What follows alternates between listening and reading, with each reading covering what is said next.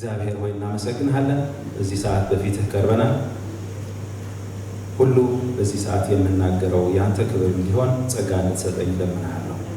የሌላ ክብር ሁሉ ተጥሎ የወደቀ ስለሆነ አንተን ማክበር እንድችል ጸጋ ስጠኝ። አእምሮ፣ ማስተዋል፣ ጥበብም ስጠኝ። አንተ ከኛ ጋር ስለሆንክ እናመሰግንሃለን። ስምህ ይባረክ። በጌታ በኢየሱስ ክርስቶስ ስም አሜን።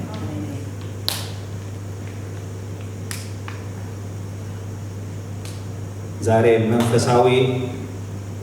መንፈሳዊ አይን ሲሰወር የሚል ሀሳብ የምናይ ይሆናል። የምንጽፉ ካላችሁ መንፈሳዊ አይን ሲሰወር ማለት ነው። ንባባችን ሮሜ 12:3 አንደኛ ቆሮንቶስ 4:6 ይሆናል። ሮሜ 12:3 እንዲህ ይላል፣ እግዚአብሔር ለእያንዳንዳችሁ በሰጣችሁ እምነት መጠን ራሳችሁን በአግባቡ መዝኑ እንጂ ከሆናችሁት በላይ ራሳችሁን ከፍ አድርጋችሁ እንዳታስቡ በተሰጠኝ ጸጋ እያንዳንዳችሁን እመክራለሁ። አንደኛ ቆሮንቶስ ስንሄድ ደግሞ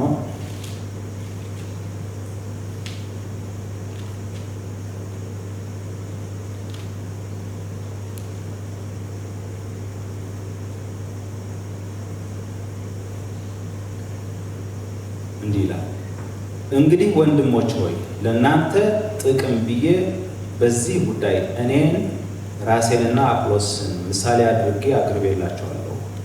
ይህንንም ያደረግሁት ከተጻፈው አትለፍ የሚለውን ከእኛ እንድትማሩ ነው። ስለዚህ አንዱን ሰው ከሌላው አብልጣችሁ አትመኩበት እያለ ወደ ታች ይቀጥላል ማለት ነው። አገኛችሁት አይደለ? ያዛችሁኝ?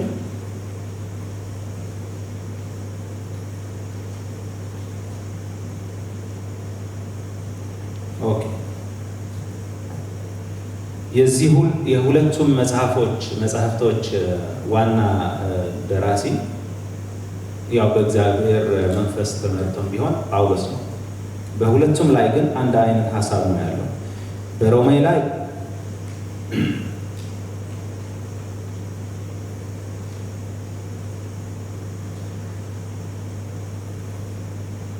ለእያንዳንዳችሁ በሰጣችሁ እምነት መጠን ራሳችሁን በአግባቡ መዝኑ እንጂ ይላል። አሁን እነኚህ ሰዎች አሁን የደረሰባቸው ችግር ብዙ ነገር አንስቶ በመጽሐፍ ሮሜ ላይ ይናገራል። ጳውሎስ ከአንዱ ክርክራቸው የነበረ ይህን መንገድ ነው መንፈሳዊነት፣ ይህን መንገድ መንፈሳዊነት አይደለም የሚለው የዓለም መንግስታት መገዛት አለብን ወይስ የለብንም የሚለው ብዙ ክርክር ነበረባቸው። ስለ እምነት በምንድን ነው የምንድነው? በሕግ ነው የምንድነው? በጸጋ ነው የምንድነው? የሚለው ብዙ ጥያቄ አላቸው። በምዕራፍ 1 ሲጀምር ማለት ነው። አሁን ጳውሎስ እዚህ ጋር ሲደርስ ግን ምን ይላል? በሰጣችሁ እግዚአብሔር በሰጣችሁ መጠን በእንደሱ ኑሩ እያላቸው ነው። እና ምን ተፈጠረ ሲባል በእምነት ጉዞ ብዙ መንገዳገድ እንደሚፈጠር እናውቃለን ሁላችን። በእምነት ጉዞአችን መንገድገድ ይፈጠራል። አንዳንዴ ድካም ሊሆን ይችላል። አንዳንዴ ደግሞ የእምነት መቃወስም አለ። የእምነት መቃወስ ሲያጋጥመን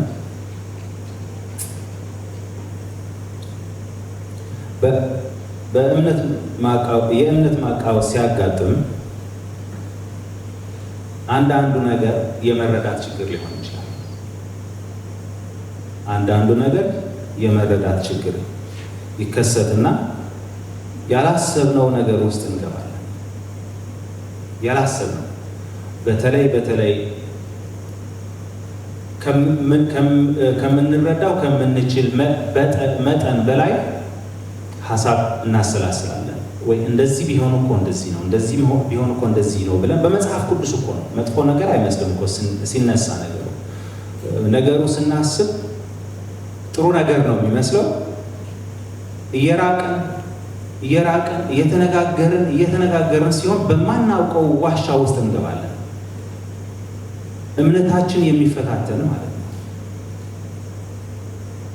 ለምሳሌ ቀላል ነገር ነው። ባለስልጣን መገዛት ቀላል ነገር ነው። ብሽ ይልባል። በመከራከር ስትሄድ ስትቀጥል በመከራከር ማለት ነው። ስትቀጥል ብሽ ይልባል። በነበርክበት በመጀመሪያ በሰማህበት ብትቆይ ሰከን ባለ መንፈስ ብትሰማው ግን ብታዳምጠው ውስጥህን ግን ታውቀዋለህ። ባለስልጣን መታዘዝ ነው ያለብህ፣ መታዘዝ ነው የሌለብህ ታውቀዋለህ። ምክንያቱም ሰከን ብለህ ስታየው ዞሮ ስልጣን እግዚአብሔር ጋር ነው የሚያደርሰው። ከእግዚአብሔር ያልሆነ ስልጣን የለን እዚች ምድር ላይ። በብሉይ ኪዳን በመጽሐፍ ምሳሌ ምን ይላል? የእግዚአብሔር የነገስታት ልብ በማን እጅ ነው? በእግዚአብሔር እጅ ነው ይለዋል። እንደ ውሃ ነው፣ እንደ ውሃ ፈሳሽ ነው በእግዚአብሔር እጅ ላይ። ወደ ፈለገ ምን ያደርገዋል? ያፈሰዋል ይላል። ግን በሰከነ መንፈስ ካልተነጋገረን ምን እንሆናለን? ወዳልታሰበ ቦታ እንደርሳለን። ምን ላይ ነው የምንደርሰው? በተለይ ከራሳችን ስንከራከር ሊሆን ይችላል። አብዛኛው ግን ከሰው ጋር ስንከራከር ነው እንደዚህ አይነት ውዥንብር ውስጥ የምንገባው። እና ጳውሎስ እያላቸው ያለው አሁን ወደ ቆሮንቶስ ሰዎች ወረድ ብለን ስንሄድ ተቆጥተዋል። ጳውሎስ ለቆሮንቶስ ሰዎች ሲጽፍላቸው በተለይ እንደ ሕፃን ልጅ እንደ ስጋውያን እንጂ እንደ መንፈሳውያን ላስተምራችሁ፣ ላናግራችሁ፣ ልጽፍላችሁ አልችልም። ችግሩ ምንድን ነው?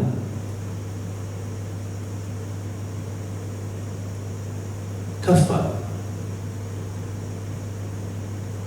ከነበሩበት ጭቃ አውጥተው አለቱ ላይ እንዳላቆማቸው እግዚአብሔር አሁን አደጉ፣ ወፈሩ፣ ፋፉ። በቃ ከእግዚአብሔር በላይ መንፈሳዊ መሆን ጀምረዋል። በቃ አንገታቸው አብጧል፣ አፋቸው አብጧል፣ ምላሳቸው ረዝመዋል፣ እጃቸው አጥሯል። ከመለገስ ማለት ነው ፍቅር የለም፣ መቀበል ብቻ ነው። አንገት ሄዷል፣ ጠንክሯል። አሁን አይቻልም። አንዱ ይነሳል፣ እኔ ይላል፣ እኔ የአጵሎስ ተከታይ ነኝ። አጵሎስ እኮ 18 የሐዋርያት ሥራ ሄደን ስናነብ ምን የመሰለ የሕግ አስተማሪ ነው የሚለው አጵሎስ። በጣም ጎበዝ አስተማሪ ነው። እነኚህ ሰዎች ታዲያ ምን ይላሉ? እንደ አጵሎስ የለም፣ አጠገቡ አይደርስም እኮ ጳውሎስ ይላል። አጵሎስን የሚደግፍ ሰው ማለት ነው። ተነስቶ እንደ አጵሎስ የለም፣ ምን አድራጊ ነው ይለዋል የጳውሎስ ደጋፊ። አጵሎስ እኮ ከድሮ መጥቶ እኮ ነው መጽሐፍ ቅዱስን የብሉይ ኪዳን ምንም ነገር የኢየሱስ ጥምቀት ሳያውቅ እንዴት አድርጎ ሲተነትነው እንደነበረ የብሉይ ኪዳን ትምህርት ይለዋል። እና አረ እነ ፕሪስኪላና አኪላ መጥቶ ባያግዙት ባይረዱት ወደ ጌታ ወደ መንገዱ ባያመጡትም በጣም ጎበዝ ነው አጵሎስ፣ በጣም ጎበዝ ነው። ያኛው ደግሞ ተራው ይጠብቅና ክርክር እኮ ነው በሁለት ወንድማማቾች መካከል። እንዲሁም በግሩፕ ነው የተከፋፈሉት። እዚህ የቆሮንቶስ ሰዎች በግሩፕ እኔ የአጵሎስ ግሩፕ አሉ፣ እዚህ የጳውሎስ ግሩፕ አሉ። የጳውሎስ ግሩፕ ይነሳል። እንደ ጳውሎስ ማን ይላል? በጨርቅ እኮ ነው ሰው የሚያውቅ። በቃ በጨርቅ አጋንንትን ያወጣል። በስንት መከራ በስንት ስደት ደግሞ ይለፍ ተሰጥቶት ከኢየሩሳሌም ወደ ደማስቆ እየሄደ ጌታ ያገኘው ምን የመሰለ እኮ ነው። አይነ ስውር ሆኖ ጌታ ተገለጠለት። እንደ አጵሎስ አይደለም እኮ አጵሎስ እኮ ሰዎች ናቸው ያስተማሩት። ጳውሎስን እኮ እግዚአብሔር ነው ያስተማረው። በቃ ክርክር ምናቸው ረሱት። ጳውሎስም ይሁን አጵሎስም ይሁን ጴጥሮስም ይሁን የፈለገ ዕውቀት ቢኖር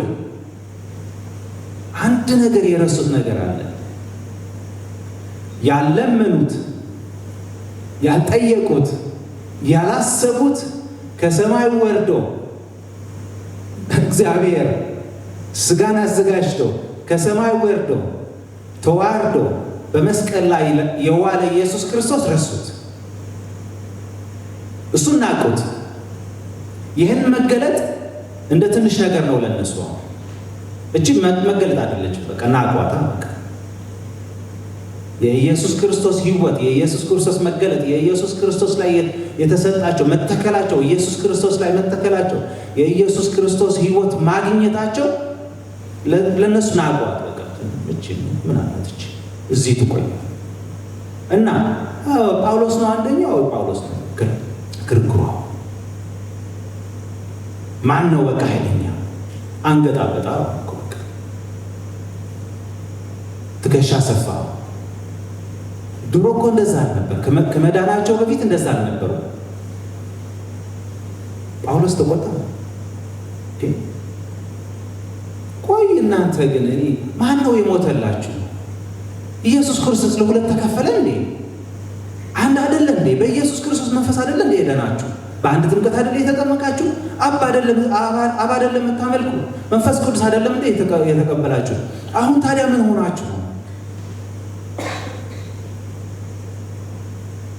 አንዳችን ቢያስተምር አንዳችን ደግሞ ሌላ ቢጨምር እኛ ምንድን ነን? ወይ ጉድ! ወይ ጉድ!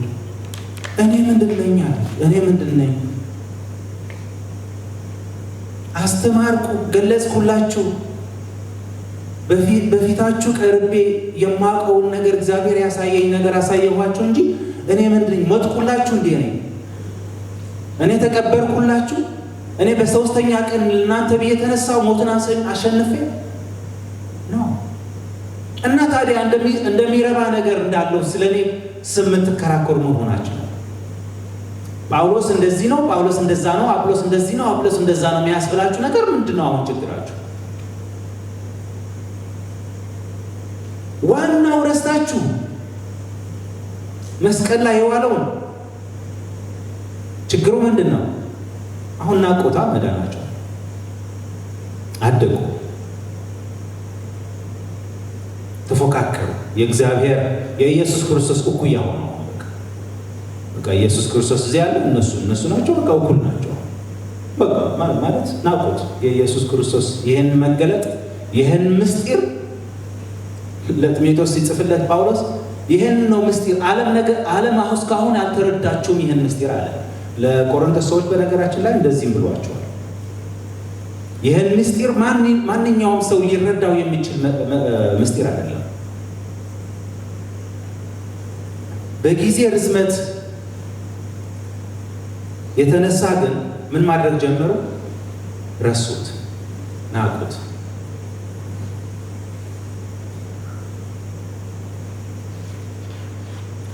ጥፋት ሆና የቆሮንቶስ ሰዎች በነገራችን ላይ የደከሙ ቢመስሉ ይህን ያህል ክርክር ቢኖራቸው በመካከላቸው ግን የእግዚአብሔር ኃይል አለ። ሙታን ያስነሳሉ፣ ታምራት ያደርጋሉ፣ በልሳን ይናገራሉ፣ ብዙ ነገር ያደርጋሉ።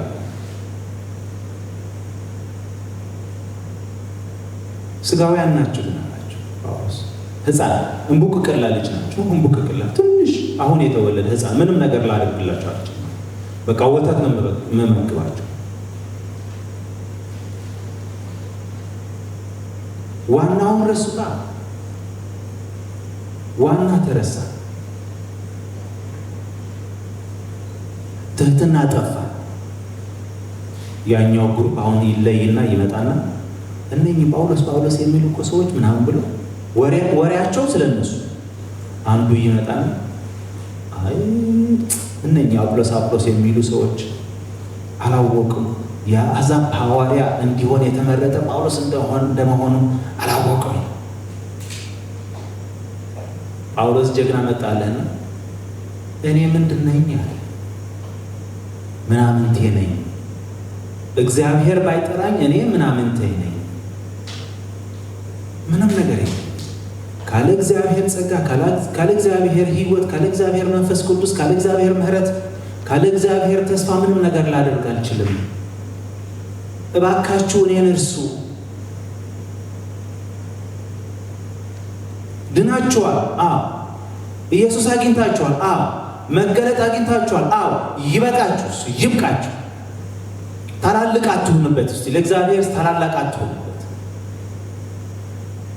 መዳናችሁ ደስ ይበላችሁ። እሱ በቂ ነው፣ ከበቂ በላይ ነው ኢየሱስ ክርስቶስ ብሎ እየተቆጣቸው እናያለን።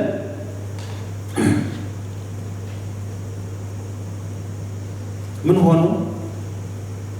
እነኚህ ሰዎች አይነ ስውር ሆነው አንድ ቤተ ክርስቲያን የሚያደርገው ሁሉ ተአምራት ያደርጋሉ። በልሳንም ይናገራሉ፣ በቋንቋም በልሳንም ይናገራሉ፣ ተአምራትም ያደርጋሉ፣ ትምህርትም ያደርጋሉ። ብዙ ነገር የማያደርጉት ነገር የለም። ወንጌላውም ይልካሉ፣ መልእክተኛም ይልካሉ፣ ወንጌልም ያሰራጫሉ። የማያደርጉት ነገር የለም። ቪዲዮም የሚቀርጻላቸው፣ ሙዚቃ መሳሪያ የሚጫወታላቸው፣ በማይክሮፎን የሚናገር፣ የማያደርጉት ነገር የለም። አንድ ነገር የረሱት ግን አይኗቸው እንደታወረ ግን ረስቶታል። ኢየሱስ ክርስቶስ ማየት ተሳናቸዋል። እየተሰናከሉ ወልደፍደፍ እያሉ በማን ምክንያት? በፊታቸው የተሰቀለው ኢየሱስ ክርስቶስና የተነሳ እሱ ጠፋ። አሁን እይታው አሁን እዚህ መላተም ጳውሎስ ከሚለው ሰዎች ጋር የአጵሎስ ከሚለው ሰዎች ጋር ሁለት ግሩፕ ተያይዞ መላተም ነው። ወዴት እንደሚሄዱ አያውቁ። ይሄን ነው እያስጠነቀቃቸው ያለ። ልክ አይነ ስውር ካልረዳኸው አይነ ስውር ያው ሊማሩ ይችላሉ። አውቃለሁ አንዳንድ ነገር አለ። በራሱ ግን ቦታ የማያውቀው ቦታ መንቀሳቀስ ከባድ ነው ለአይነ ስውር፣ በስጋ የታወረ። እንዲሁ ደግሞ መንፈሳዊ እውርና ሲመጣ መላተም ነው የሚሆነው። ራሳችሁ እርስ በራሳችሁ እየተናከሳችሁ እንዳትጠፉ አላቸው ጳውሎስ። የሚያናክስ ምን አለኝ እዚህ ጋር? እዛም ጋር የሚያናክስ ምን አለ? ከፊት የሚያናክስ ምንድን ነው? ምንም ነገር የለውም።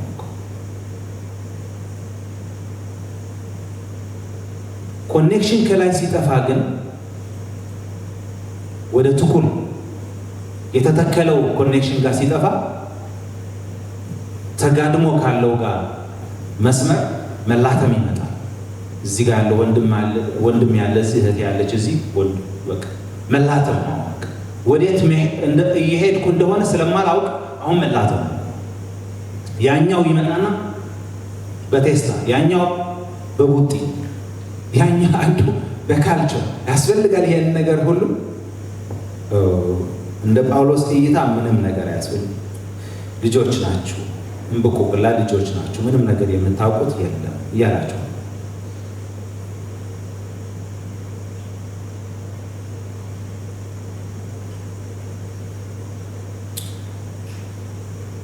ጥፋት ያስከትላል።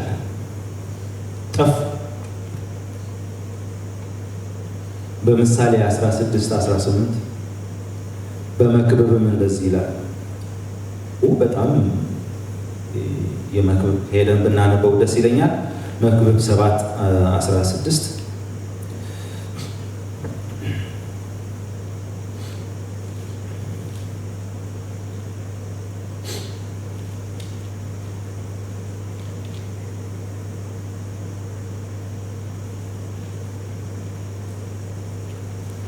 ደስ የሚል ትምህርት ነው ያለው እዛ። እጅግ ጻድቅ እጅግም ጠቢብ አትሆን፣ ራስህን ለምን ታጠፋለህ? አሁን አየህ፣ ዋናው ስንተው ኢየሱስ ክርስቶስ የተሰቀለውን ስንተው ትኩረታችን አወቀን ስንል አሁን በጳውሎስና በአጵሎስ ያለ ክርክር አነሳ ነው እንጂ ማንኛውም አይነት ክርክር ሊሆን ይችላል። ብዙ አይነት ክርክር አለ። በዚህ ያለንበት ዘመን በጣም ብዙ አይነት ክርክር ነው ያለው። በዓለም ያሉ ክርክር ያነሳሉ፣ በቤተክርስቲያንም ያሉ ክርክር ያነሳሉ። በተለይ በውስጥ ከጌታ ጋር የተቆራኘን ሰዎች የምናነሳቸው ክርክሮች አሉ። ጠቢባን ብንሆን እኮ የምንከራከረው። እኔ ጠቢብ ነኝ ብዬ ሳምን ራሴን ካሳመንኩ በኋላ መከራከር ጀምራለሁ። ወንድሜን ማዳመጥ እህቴን ማዳመጥ አይሆንልኝም ማለት ነው። እንዳልነው ወደ ትኩልም መጋጨት እንመጣል ከእግዚአብሔር ጋር። ያዕቆብ እንደዚህ አለ፣ እግዚአብሔር ለትሑታን ምን ይሰጣል? ጸጋ ይሰጣል። ለትዕቢተኞች ይቃወማቸዋል። ይቃወማል። ዋናው ትኩረቴን ትቼ ኢየሱስ ክርስቶስን የተሰቀለውና የተነሳውን ኢየሱስ ክርስቶስ ትቼ ሌላውን ነገር ስንገዳገድ፣ ወደ ሌላ ነገር እውቀት፣ ወደ ሌላ ነገር መከራከር፣ ወደ ሌላ ነገር እኔ ነኝ ማለት በአይነት ስመጣ እግዚአብሔር ፊት ለፊት ነው የሚቆመው። ፊት ለፊት ይገፋኛል ወደ ኋላ በመንፈሳዊነት እንዳልራመድ ማለት ነው፣ እንዳላድግ ፊት ለፊት ቆሞ ማለት ነው። አሁን ትዕቢተኛ ነኝ፣ አድራሻ ቀይሬያለሁ ማለት ነው። ልክ ከእግዚአብሔር ጋር ስስማማ ትሁት ሲሆን እንደዚህ ነው ይሄ የሚለው ይሄን ጽሑፍ በቃሽ እኔ የተረዳኝ እንደዚህ ነው፣ ግን እንደዛ ነው የምትል ከሆነ እሺ ብዬ ሲሄድ ኢየሱስ ክርስቶስ አጠገቤ ነው የሚቆመው። አሁን አይቃወመኝም። ምን ያደርገኛል? እጄ ይዘኛልና ያራምደኛል ቀስ አድርጎ ማለት ነው። ምን እንደሆነ እንዳድግ ማለት ነው። አንድ እውቀት እንድጨምር፣ አንድ ጥበብ እንድጨምር፣ አንድ ማስተዋል እንድጨምር ኢየሱስ ክርስቶስ በእጄ ይዞ ያራምደኛል ማለት ነው።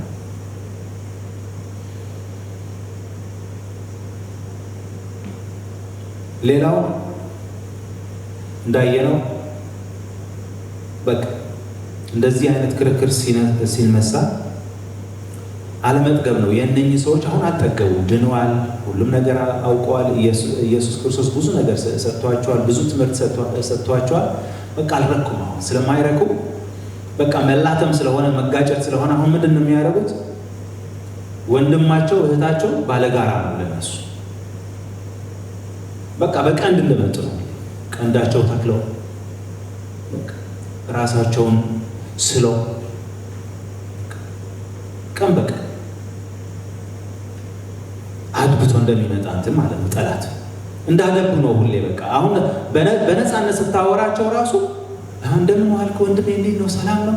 ባለፈው እኮ እንደዚህ ትንሽ ስራ አልተሳካልህም ሰምቼ ነበር ምናምን ስትላቸው ቆይ ስራ አልተሳካልህም የሚለኝ አሁን ቆይ ደስ ብሎት ነው መከራከር ይጀምራል። ደስ ብሎት ነው በእኔ ማለት ነው አሁን እኔ ስራ ስላለ ምን አይነት መቀኛ ነው? አይነግርህም እኮ በውስጡ እኮ ነው። ለበጎ ነገር ነው ሰላም ያልከው አንተ እንደዚህ አልተሳካምና እንዴት ነው ለመጠየቅ ነው። በውስጡ የሚቀይረው ግን እሱ ሌላ። የዳነውን ነገር መዳኑን ረስተውታል። ሁላችን እኮ መዋጮች ነን። ጥበበኛ ልሆን ዘንድ ምን አስተምረኝ አለ ዳዊት፣ ይቅርታ ሙሴ በመዝሙር ዳዊት እድሜን መቁጠር አስተምረኝ አለ። ጥበበኛ ልሆን ዘንድ እድሜያችን እንቁጠር። አንድ ቀን ባለፈች መጠን ወደ ጌታ እየቀረብን ጥበበኛ ለመሆን ማለት ነው። እና አዎ ጌታን አግኝቻለሁ፣ ድኛለሁ። ሁሉም ሰው በዓለም ያለ የሚፈልገውን ነገርና ያላገኙት አይናቸው ያልተገለጠላቸው ነገር ኢየሱስ ክርስቶስን አግኝቻለሁ፣ ያን መዳን አግኝቻለሁ። ትልቅ ነገር ነው፣ እሱ ይበቃኛል። አሁን እዚህ ጋር የሚጣላ የሚላከፍ ከመጣ እብድ፣ ወንድም ከሚባል እብድ፣ እህት ከምትባል እብድ ለምንድን ነው የሚያላትመኝ? እኔ ምን ሆኜ ነው? ጳውሎስ ለጢሞቴዎስ እንደዚህ አለው፣ ከክርክር ሁሉ አይነት ራቅ። ወንድም ከሚባል እህት ከምትባል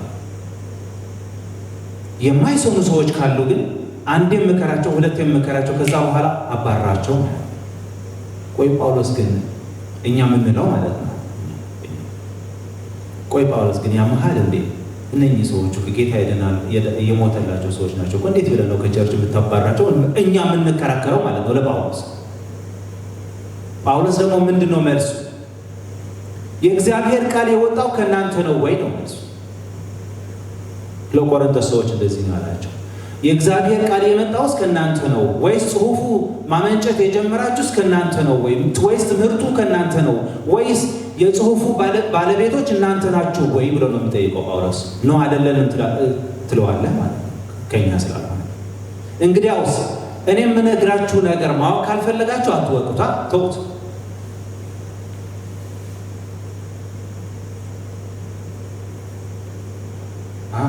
ተውታ እኔ ብያችኋለሁ አለ ጳውሎስ ለጢሞቴዎስም አዘዘው። አንዴም ሁለቴም ትመክረዋለህ፣ በሶስተኛ ነገር አባርረዋል። አይሰማማ አትሰማማ፣ ምከረው መከራ ይምከረው ማለት ነው። አሁን ችግራቸው ምንድነው? እነዚህ ከጳውሎስ ጋር የሚላተሙ ሰዎች ከጢሞቴዎስ ጋር ጢሞቴዎስን የሚጠራጠሩ ሰዎች ምን ሆነ ችግራቸው? ጠገቧ አደጓ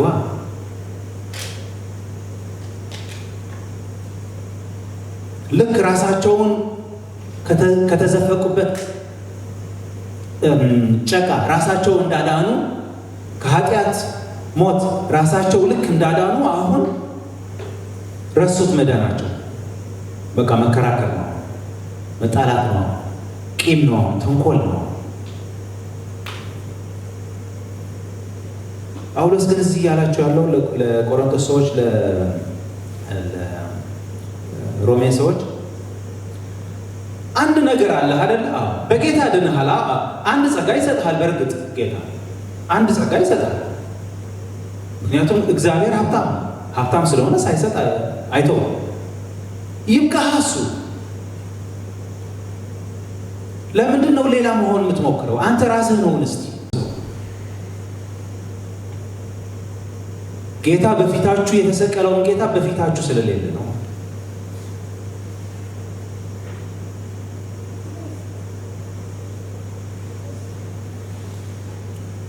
እግዚአብሔር እንደዚህ ያላቸው ለእስራኤል ልጆች፣ ቆይ አንተ የሰው ልጅ ቆይ አለ። እኔ መስዋዕት ሰዋልኝ ስልክ ቆይ የራበኝ መስሎሃል አለ በሚክያስ መጽሐፍ ሄደን ስናለው የራበኝ መስሎሃል? ቆይ እኔ አሁን መስዋዕት ስለጠየቅኩ አለ እንዴ? ቆይ የሰው ልጅ በተራራ ላይ ያሉ ከብቶቹ የኔ ናቸው፣ ብራብም እንኳን አንተ አልነግረህም አለ። እኔ ግን መስዋዕት እንድታደርግ የነገርኩህ ሰላም ከእግዚአብሔር ጋር እንድታደርግና መልካም ነገር እንዲሆንልህ እንጂ እኔ ካንተ እኮ እኔ እግዚአብሔር ወይ ጉድ! የሰው ድፍረት በፍጹም አይምሯቸው ሲረሱ በፍጹም አስቡ። በዛን ዘመን የእስራኤል ልጆች አውቆ ነው እግዚአብሔር የዓለም ህምብርት የዓለም ማዕከለኛው ቦታ መካከለኛው ቦታ የዓለም ማለት ነው እስራኤል። ወደንም ጠላንም ከእስራኤልም ኢየሩሳሌም ነች። ወደንም ጠላንም ማለት ነው። አውቀ ነው በዓለም ህምብርት እስራኤሎችን ያስቀመጣቸው። ለምንድን ነው ያስቀመጣቸው? በዙሪያቸው ያሉ ሁሉም እግዚአብሔር የሰማይና ምድር የፈጠረ እግዚአብሔር እንዲያውቁ ነው ያስቀመጣቸው። እንዲያስተምሯቸው። ማን እንዲያስተምራቸው? የሌዊ ሰዎች። ሌሎች የእስራኤል ህዝብስ 11 ነገዶች ስላሉ ማለት ነው ከሌዊ ውጭ ምን እንዲያደርጉ ነው የመረጣቸው? አንዱ እርሻ ነው፣ አንዱ ግንባታ ነው፣ ብዙ ነገር እንዲሰማሩ ነው የጠራቸው አይደለ? ኦኬ። ከዛ በኋላ ህዝቡ እንዲመጣና እግዚአብሔር እንዲያውቁ ነው ያስቀመጣቸው እንጂ እነሱ ከሌላ ህዝብ የበለጡ ወይ ያማሩ ስለሆኑ ወይም ቆንጆች ስለሆኑ ረጅሞች ስለሆኑ ለምጫጫ ስለሆነ ጸጉራቸው አይደለም። ታበይበት ግን እግዚአብሔር ላይ። ከዛ በኋላ መስዋዕት ይዘው ሲመጡ አይኑ የጠፋ እግሩ የተቆረጠ የተንሻፈፈ በግ ፍየል ይዘው ይመጣሉ ያለ ማለት ነው። ሰማይና ምድር ለፈጠረ እግዚአብሔር ማለት ነው። አሁን ደግሞ እኛ ጋር እንምጣ። እኛ እኮ እግዚአብሔር ሲያድነን ሰው ስላጣ አይደለም። ሰው አጥተው በገናው እየመጣ እኛ እንደምናደርገው እያለቀሰ ምን ይሆን የምፈልገው ሰው አጣ አይደለም። ደስተኛ ነው እግዚአብሔር፣ ደስታ ስለሆነ ፍቅር ነው እግዚአብሔር፣ ፍቅር ስለሆነ ምንም ነገር የምትለው ነገር የለም።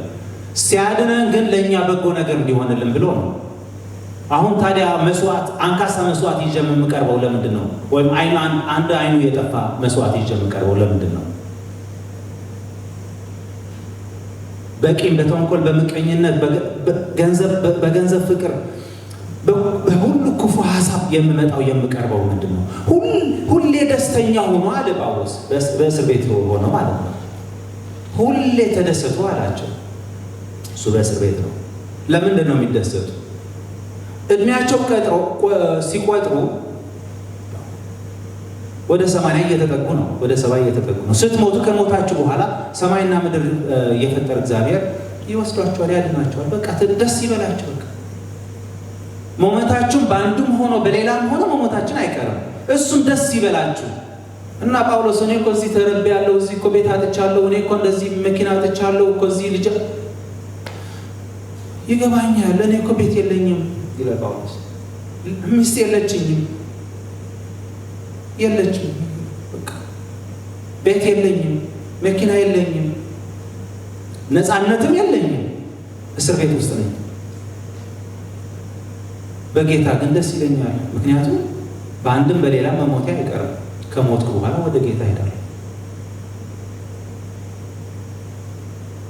እሱ ነው የምደሰተው እንጂ ሌላ ደስ የሚለኝ ነገር የለም። ይባስ ብሎት ደግሞ ኢየሱስ ክርስቶስ ምንድን ነው ያላቸው? ደስ አላቸው ሐዋርያቶች፣ አጋንንት አወጡ፣ ታዘዙላቸው። አንተ ውጣ ይወጣል፣ አንተ ተመለስ ይመለስ። አድራሻው ይጠይቁታል። ከየት ነው አድራሻ? እኔ በዛ ከእንትን ነኝ ይሏቸው። አንዱ ከሶማሌ ነው ይላቸዋል። እዛ አንዱ ከቀይ ባህር ነኝ ይላቸዋል። አንዱ ከአውሮፓ ነው የመጣሁት።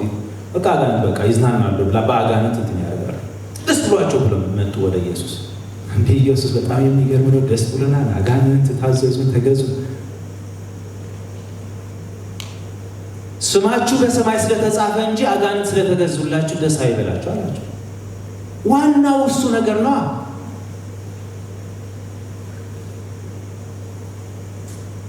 በጣም ነው የምንታወረው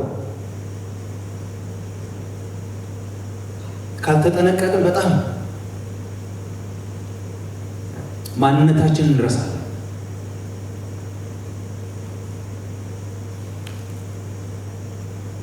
ጥገቡ አላቸው ጳውሎስ። ያላችሁ ነገር ድናችኋል።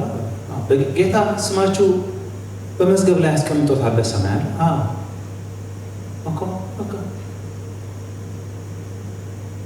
ቤት የለኝም፣ እኔስ እስር ቤት ቤቴ ነው ጳውሎስ እኮ እኔ መኪና ያለ እና እኔስ እዚህ ጋር ያለ የተከተተው እንትን አይገባህም እንዴ?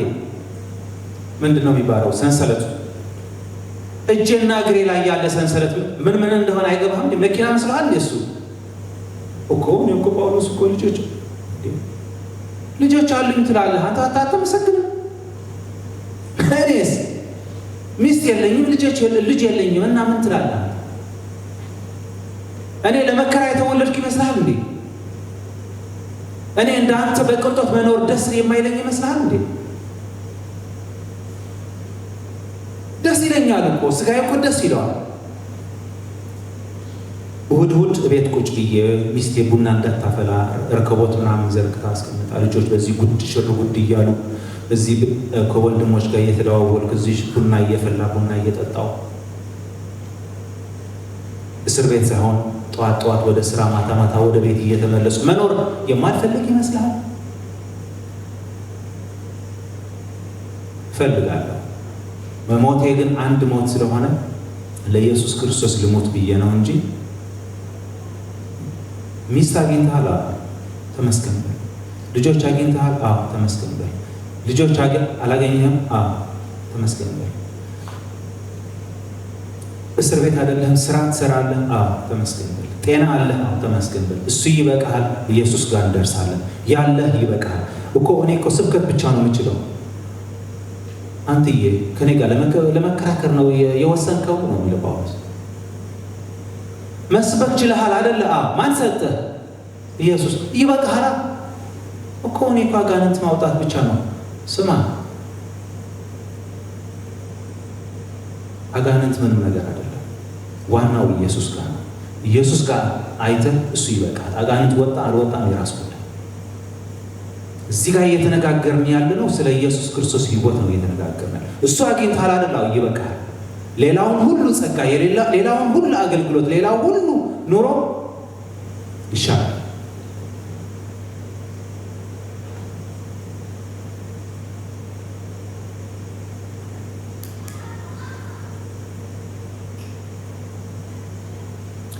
እና እኔ እንዴት አድርጌ ነው ጸጋዬ መሆኑን የማውቀው ብለህ ጠይቀዋለህ ጳውሎስ። አንተ ባለትዳር ነህ ይላል ጳውሎስ። ኦኬ። ልጆች አሉ? አሉ። ስንት አሉ? 1 3 4 አሉ። ኦኬ ጥሩ። ስራ ትሰራለህ? ስራ እሰራለሁ። ኦኬ። ጸልይ ትችላለህ? ጸልይ እችላለሁ። አማርኛም ትግርኛም የሆነ ቋንቋም ታነባለህ? መጽሐፍ ቅዱስ በራስ ቋንቋ ታነባለህ? ትንሽ ስለ ጌታ ትመሰክራለህ? እሱ የራስህ ጸጋ ነው። የደረስክበት መጠን ስለሆነ እሱ ያንተ ጸጋ ነው። በሱ ሂድ እኮ መጨመር እፈልጋለሁ። አቅም የለህም። አሁን ያለህበት ሁኔታ፣ አሁን ያለህበት የጸሎት ችሎታ፣ የመነጋገር ችሎታ፣ የልጆች ሁኔታ፣ የሥራ ሁኔታ፣ የወረቀት ሁኔታ ጸጋህ መጠንህ ስለሆነ ጌታ ያስቀመጠልህ ነገር ነው እና አመስግንና ሂድ። ኮኔ መኪና ፈልጋለሁ እኮ አመስግንና ሂድ። ኦኔ እኮ በቃ እንትን የለኝም አሁን አጋንንት ማስወጣት ፈልጋለሁ። ያለህ ምንድነው? የትምህርት ብቻ ነው? አመስግንና ሂድ። ኮኔ ብቻ መዘመር ብቻ ነው እኮ ችሎታዬ። አመስግንና ሂድ። እሱ ነው ጸጋ። በሰዓቱ የተሰጠ በአሁን ባለህ ነገር እሱ ነው። በቃ በሱ ደስ ይበል። በቃ አለቀ። ሌላው ሰው ወንድሜ ድነሃል እኮ ነው እያልኩ ያለው። ሰማይና ምድር የፈጠረ አምላክ እኮ እንዲያድንህ ብሎ ከሰማይ ወረደልህ። ይህን መገለጥ ሌላ ሰው አላገኘውም። ተመስገን በል እያልኩ እኮ ነው ወንድሜ። ኮኔ እኮ በቃ በመንዲል እኮ እንትን አጋንንት ላስወጣ ወንድሜ። በኋላ ላይ ሰማይ አጋንንት ማስወጣት የለም። ላይ ሰማይ የምታገኘው ኢየሱስ ክርስቶስ ነው። አሁን ኢየሱስ ክርስቶስ አግኝተሃል? በቃ ሂድ።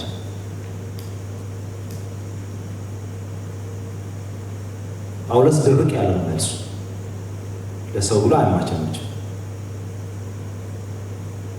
ተመስገን ብለህ ስትሄድ ባለ ደረጃ ማለት ነው። ሁሉም ያለንበት ሁኔታ የጸጋችን የደረስንበት መጠን ነው።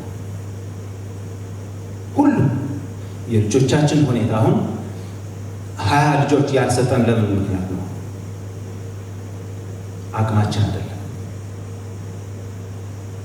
1 ቢሊዮን ገንዘብ ያልሰጠን አሁን ዶላር፣ ዩሮ ምናምን ያልሰጠን እንዳንጠፋ ብሎ አቅማችን አይደለም። ልንይዘው አንችል። 5 ቤት ያልሰጠን ለምንድን ነው? አቅማችን አይደለም። ተግባብተናል አይደል? እሱ ያንተ ጸጋ እዛው ቁም። ሌላ ፈልግ ያለው አይደል? ተመስገን በል። ነገ የሚሰጥ ከሆነ ይስጥህ፣ የማይሰጥ ከሆነ ደግሞ አይሰጥህ። ዋናው አግኝተሃል። እንደዚህ ስትሆን ተመስገን ስትል ምን ታገኛለህ? ሰላም ታገኛለህ። ተመስገን የማይል አይምሮ እኮ ጠዋትም ሲነሳ ማማረር ነው፣ ማታም ሲተኛ ማማረር ነው። በቃ ማማረር ነው ሁሌ። የማማረር ባለቤት ደግሞ ሰይጣን ነው። ስራውን አይረሳም። ማታ ይመጣና ከመተኛት በፊት ልክ ገለጥ አድርገህ አልጋ ስር ስትገባ አንተ እኮ መኪና ይቀራል፣ ልጅ ይቀራል፣ ሚስት ትቀራለች፣ ቤት ይቀራል ይላል። ያስታውሳል። እኔ ምን ላድርግ እያለቀሰ ትተኛለህ። ጠዋት ስትነሳ መቼ ይሆን ይነሳ ብሎ ነው የሚጠብቀው እሱ። ወሬ እንትን ይዞ ልክ ትላለህ። ስታነሳ አንዱ ይደውላል። የሚያስፈራህ ወሬ፣ የሚያስቀናህ ወሬ፣ የሚያስጠላህ ወሬ ያሰማሃል። ጠዋት ቅንጅትና ከወረኛው ቅንጅት አለ ያሰማል። ከዛ ታለቅሳለህ። ሙሉ ቀን ስታለቅሳለህ ወይኔ እንትን አለፈለት እንትን አለኝ እኔ የለኝም እንትን ስራው ነው እሱ። ምን ይመስላል? እኔ ለምንድን ነው እንደዚህ የሚያጋጥመኝ ሁሌ ምናምን? ለምንድን ነው እንደሚያጋጥምህ ሁሌ ልንገርህ። አንድ ነገር እኔን ብቻ ነው እንደዚህ የሚገጥመኝ። ጌታ እንድትጠራ እየተናገረ ነው። ለአንድ ነገር ለምንድን ነው የምትደጋግመው? ለምሳሌ እዚህ ጋር ሳሙና ካለ ለምንድን ነው 10 የምታጥበው? እንዲጸዳ ነው። አንድ ነገር እየተደጋገመ የሚገጥምህ ለምንድን ነው? እንድትጸዳ ነው። ምን አለ ሌላ ነገር? ሁሉም እኮ በእግዚአብሔር እጅ እኮ ነው። እግዚአብሔር የተቆጣጠረው አለ እኮ። እግዚአብሔር እኮ ተኝቶ ያመለጠው ነገር የለም እኮ። አንተ በቲክቶክ አድርገህ የምታሳውቀው ወይ በኢሜይል አድርገህ የምታሳውቀው እኮ እግዚአብሔር እጅ ያለፈች እኮ አንድ ወደ ያለች እኮ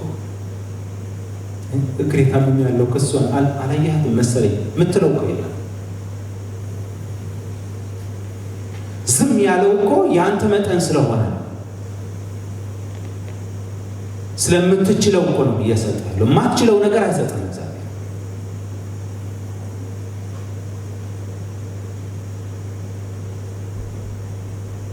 ሰላም ይሆንልሃል። ተመስገን ማለት ከቻል ሰላም ይሆናል። ባለህ ጸጋ፣ ባለህ የስጋ ኑሮ፣ ባለህ ሁሉም ነገር ተመስገን የምትችለው በቃ ተመስገን፣ በቃ ሰላም ነው።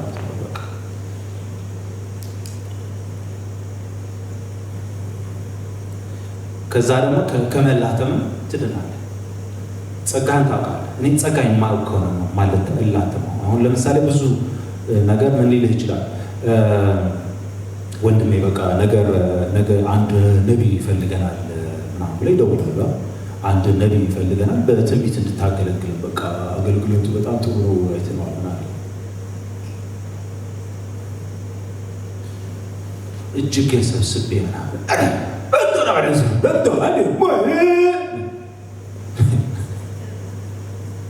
ወይ ጉድ!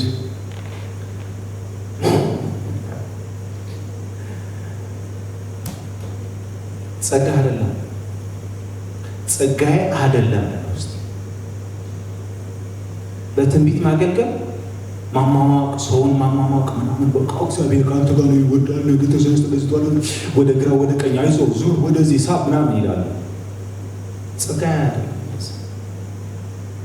እገሌ ወይም እገሊት ሰው ሊያማምቁ ይችላሉ። እኔ ስለነሱ ነገር አይደለም። ለምንድን ነው እነሱ ለመምሰል ነው የምሞክረው? ለምንድን ነው? ምን ሆኜ ነው? አብጄ ነው ወይስ እንትን ብዬ ነው? ከአይሙሬ ጋር ተፋትቼ ነው? እኔ ነኝ፣ አነጋገሬ እኔ ነኝ፣ አስተሳሰቤ እኔ ነኝ፣ ስሜቴ እኔ ነኝ። በቃ እኔ ነኝ እኮ። መለወጥ ካለበት እሱ ለወጣለሁ። እሱ ጥያቄ የለውም። ሁላችን በኢየሱስ ክርስቶስ ምስል ወደ ኢየሱስ ክርስቶስ ምስል መለወጥ እንዳለብን ማደግ እንዳለብን እናውቃለን አይደለ? ለሌላ ሰው መምሰል ብዬ ግን ስብከቴን፣ አስተሳሰቤን፣ አነጋገሬ ምንም ነገር የሚለውጥበት ነገር የለብኝም። እዳ የለብኝም። ተግባብተናል? በሰላም ነው የምትኖረው።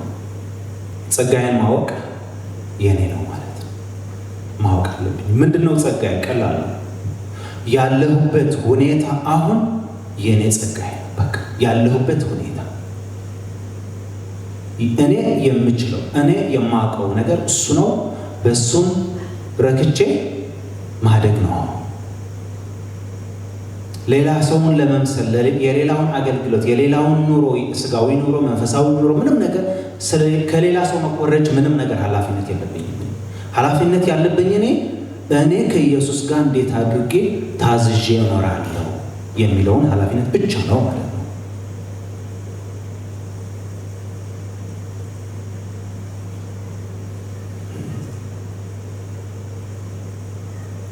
ኦኬ